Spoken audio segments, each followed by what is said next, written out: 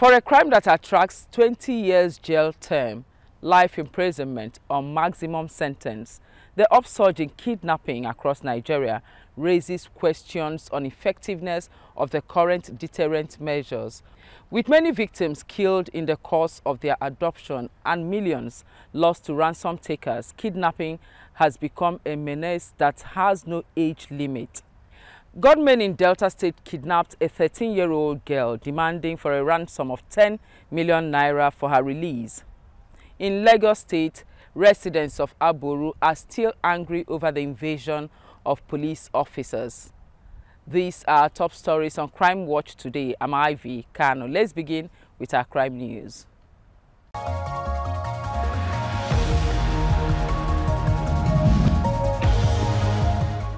Another person who sustained gunshot injuries in the two bank robberies in Ile-Oluchi, Ondo State, has died. He was one of the security guards at the bank at the time the incident occurred. His passing brings the death toll to 5. Many residents are still in shock since the attack on the two banks in the community.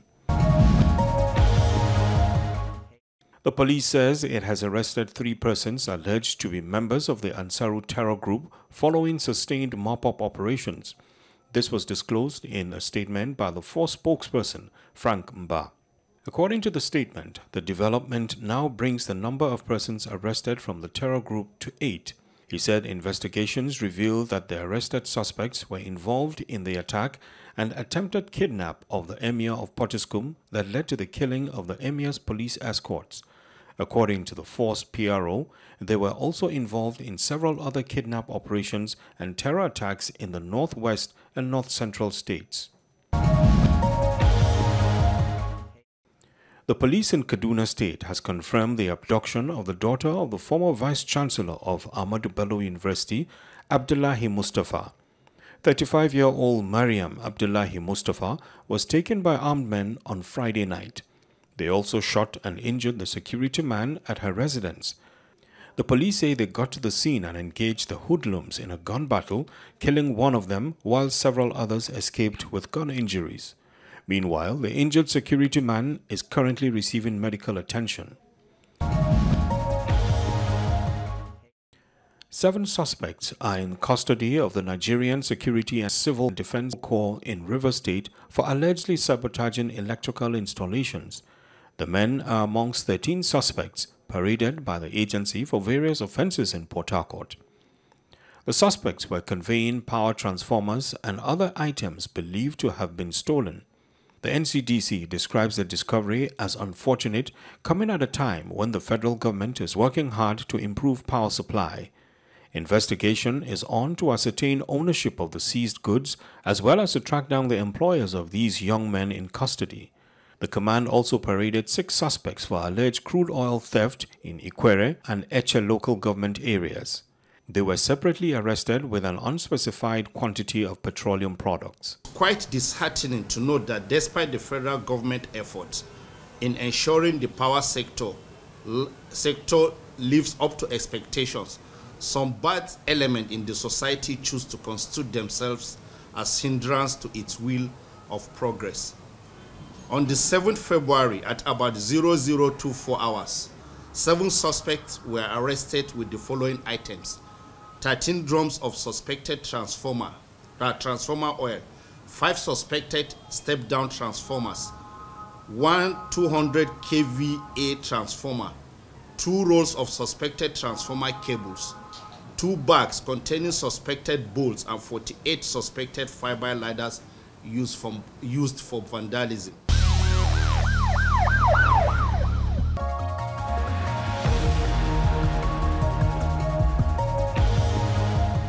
Let's take you to Delta State, where suspected cattle herders, believed to be the group behind a failed kidnap attempt in Isele Azagba community in October 2019, have also kidnapped a 13-year-old girl and killed 1 person in the process. Asagba Mixed Secondary School is where the assailants attacked October last year, but they were resisted by a local vigilance group and security operatives. But this time, The gunmen had little or no resistance, making away with a teenage girl. In the evening, around 8:30, the woman wanted to go and buy fuel and now brought her children here in my house. So when she was coming back with bike, she called my wife to tell them to come, that she's home, that she's at home. So when the children got there, so we started seeing the way things is going. And I said, okay, let me go and know what is happening there. Because of the light that was showing, now show my shadow one side instead of straight. They now shot at my shadow. That's why we did not interrupt anymore. We now went back and started calling people for help.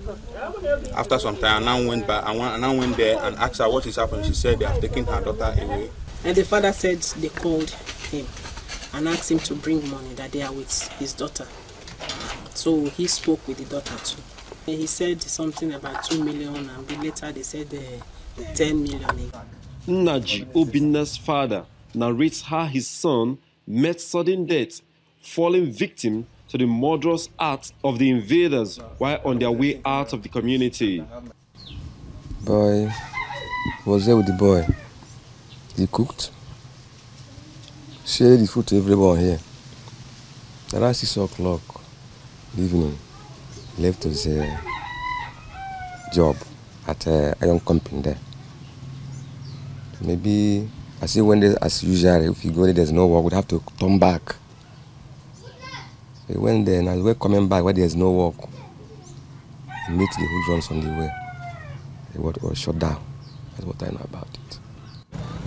The community is in grief, but police authorities have confirmed the incident and say efforts are already underway to fish out the perpetrators.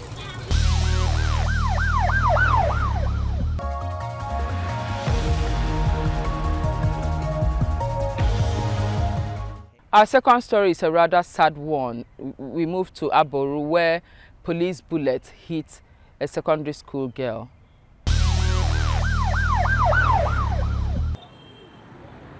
This is Ayo Afolabi area of Aboru.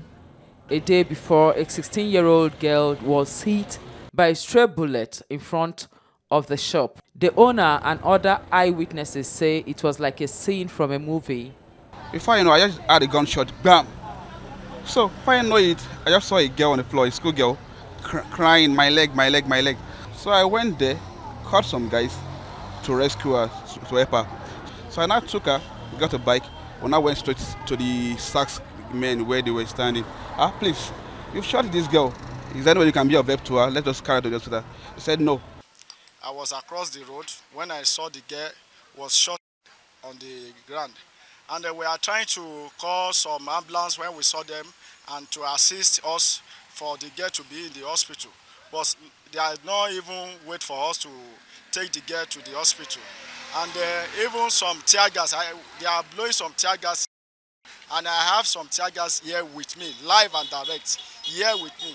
Because what they did here in our community is very, very terrible. Family and friends of the shot girl are most concerned about her well-being. They were at Kejas till 1 o'clock in the midnight yesterday before they attended to the girl. They said they should go and bring 140,000.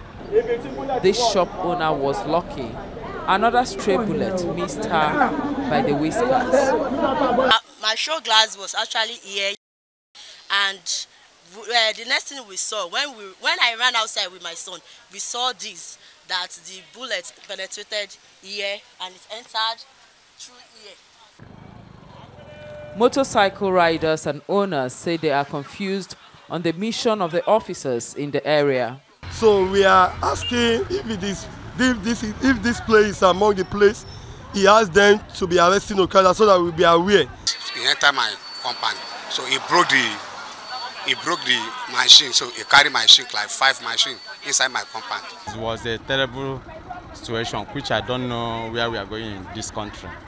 I mean, the mechanic at Rajirasaki Street, the policeman entered and jumped fence, carried some of Okada where they parked for the fence, for the house there.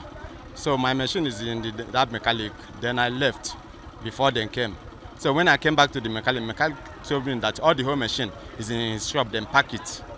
The Nigerian police are too unprofessional in the way they handle things. I saw them here yesterday, the way they were behaving. They were even behaving more like the area boys yesterday. And again, another thing, see, for police to go beyond the scope given to them in the name of trying to enforce government policy, I think that is also terribly bad. For police to start going into people's homes to pick bikes, I think that is a kind of legalized daylight robbery.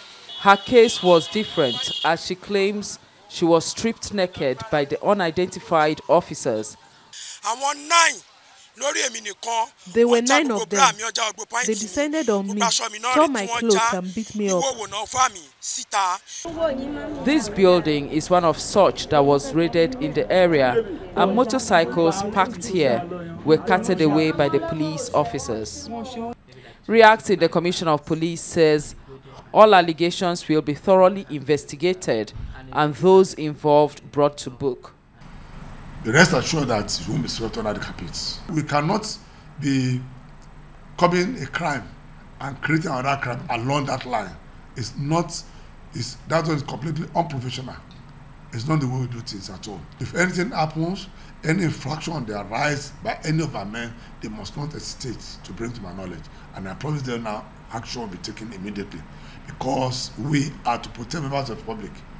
We can't be asking for their assistance, their cooperation. We can't be propagating community policing with one hand, and with the other hand now infringing on their human rights. We'll never do that. 16-year-old Miriam Shobula has been transferred to a general hospital for proper medical attention.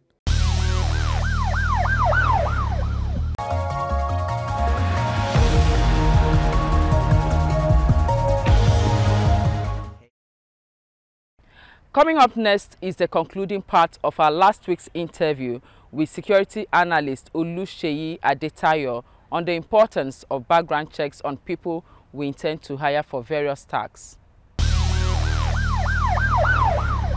Are there specific steps or methods in which one can carry out a background check? Investigation, so to speak. Background check is a form of investigation.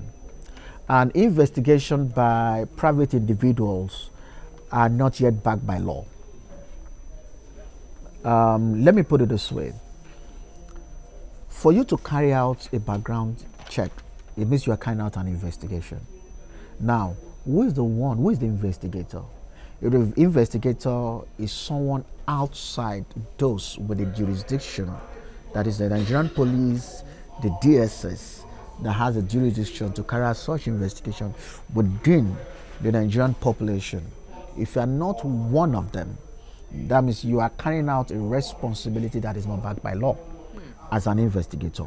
However, if the person to be investigated, for example, employment check, gives you the authority to say, I, having filled the form to say, these are my information, and I'm giving you the authority to talk to my school, to talk to my employer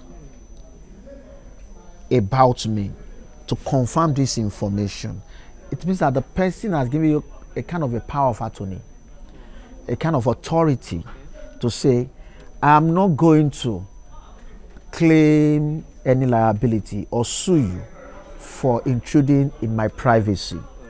And for organization that you are going to ask the question from, they will need a kind of a clearance.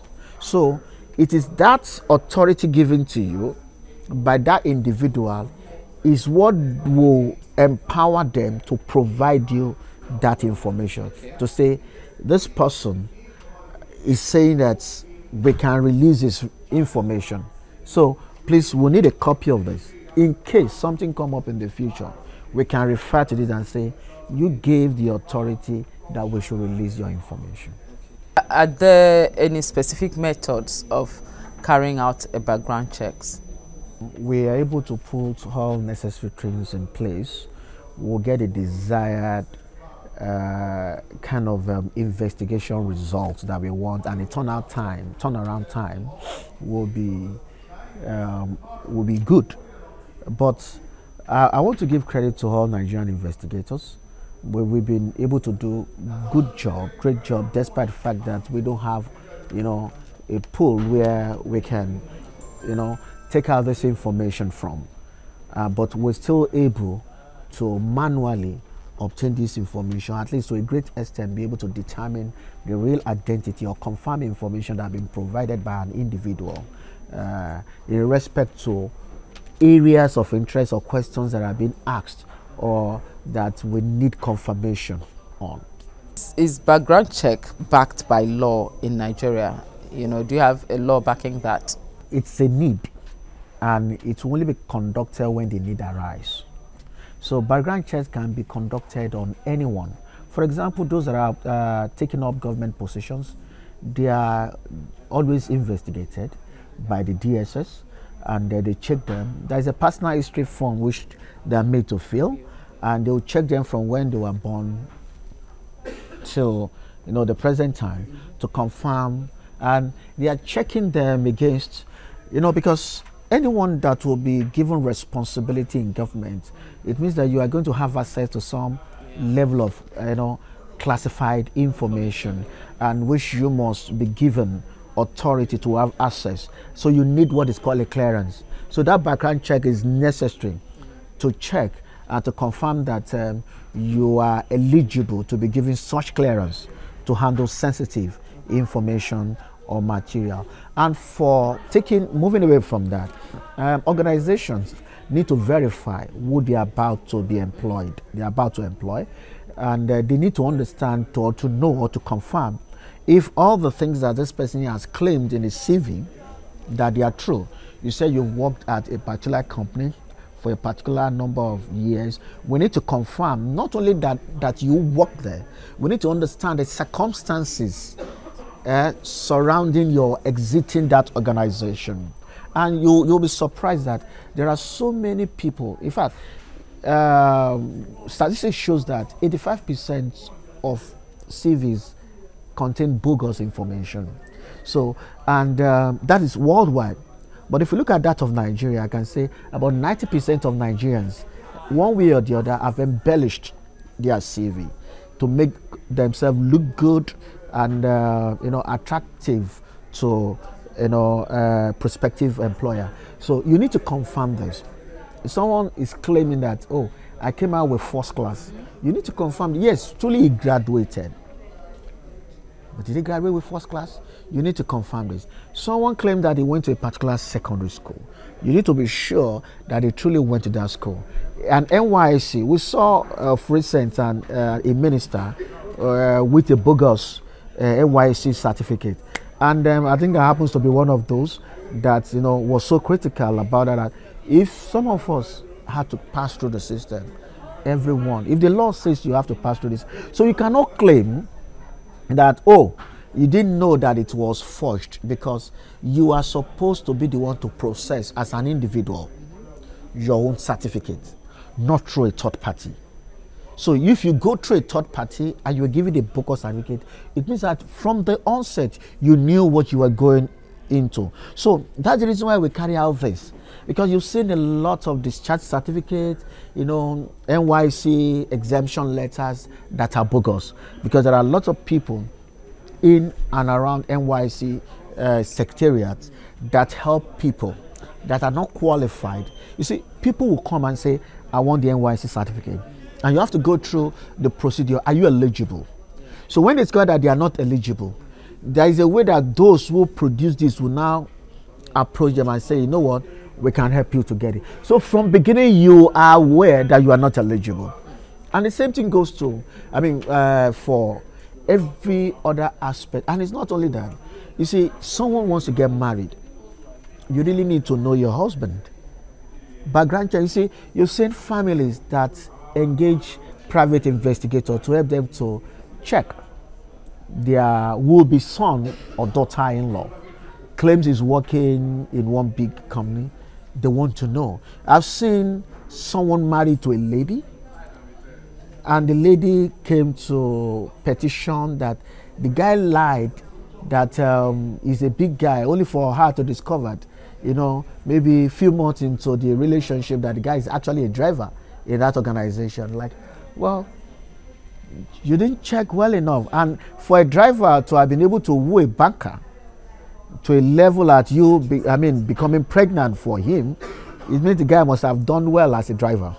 So background check is important to answer so many questions. Okay. Does the subject, like you want to carry out a background check on me, am I supposed to be aware? Am I supposed to know that I'm being investigated? Professionally, there is the positive vetting. Another word for background checks is vetting. Vetting is more comprehensive. There is positive one, and there's the let me just put it so that those who are listening can understand. Okay, there is a main vetting or background check, and there is one we call the continuous one. Now, the continuous one you might not necessarily need to know, and it's not done all the time, but let me explain so that you understand the difference now. The first one is the main background check that will be done.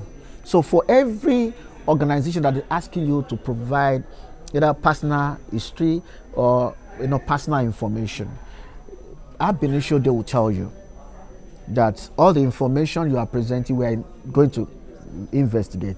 Now, what they will not tell you is who is going to carry out the investigation. Whether we're going to engage one of the vendors, or we're going to ask government to help us to check, or even if it's a government organization, they will not tell you whether it's a DSS, but you have an understanding that definitely your information will pass to the DSS, so you know. And there's also a aspect of it that's called reference check. Definitely, they're going to talk to your references, maybe 1 or 2 or 3 people and they will get back to you and say, oh, we got a call from either DSS or a company that is doing, and they're trying to ask questions about you. Oh, because I sought employment somewhere and they are the one. Now, that is the first one. Now, there are organizations, including government, that also carry out what is called continuous vetting. And this is expected that between the time that you are employed and over the period of 10 years, they need to continue to check you, to continue to update. That's why you see that banks will at times ask you to update your data, your address, and they still carry out KYC. After you do, you update your information with the bank, they are still expected to carry out KYC, know your customer, on those new informations that you have provided. Is an aspect of continuous vetting. But in the real sense of it, you may not really know. And if it is government, they will secretly confirm your bank account to try to check inflow of money to be sure that you are not engaged in, especially for those who are handling sensitive, information or documents, and they still try to check various aspects of you, including where you're living, addresses that you gave, and also to check to be sure that you are still the same person that they gave clearance to. And this is not just peculiar to Nigeria, it's done all over the world. It is an aspect of personnel security to ensure that the personnel are secured. This person is still who we know him to be. So you may not necessarily know that that is being done. And as long as you are still in the employment, it means that you are still checking out fine. And before we go, here are some tips on conducting background checks on people. Make it relevant to have background checks on potential employees. Inform applicants about the process up front and get their consent. If you don't, and start looking into their history, you may be breaking privacy laws.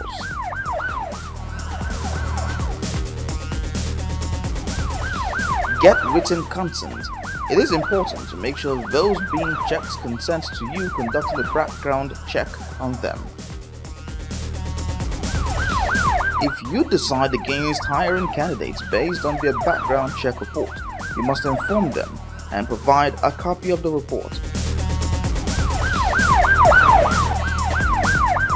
Ensure you do not use background check information in a discriminatory manner.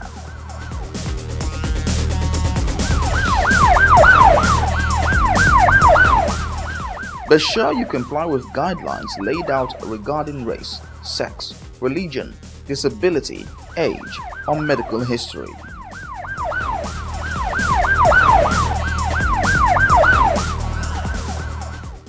That's Crime Watch this week. Stay with us for more updates on our social media platforms at TVC News NG using the hashtag Crime Watch.